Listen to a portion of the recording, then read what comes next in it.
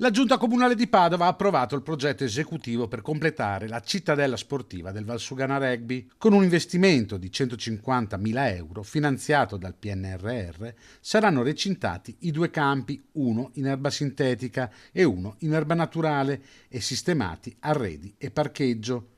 I lavori, già in anticipo rispetto alla scadenza del 2026, termineranno entro ottobre, quando è prevista l'inaugurazione ufficiale. In questo modo, ripeto, Padova diventa un'eccellenza sia a livello di impiantistica.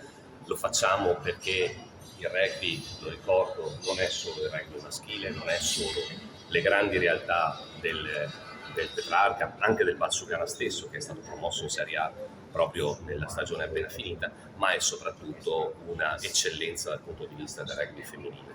Il rugby femminile, sappiamo, negli ultimi campionati mondiali abbiamo avuto 10 ragazze del Valsugana che componevano la nazionale italiana di rugby, e in questo modo, ripeto, siamo convinti che con questa nuova struttura il Valsugana, Padova e tutto il rugby nazionale avrà chiaramente un punto di riferimento importante.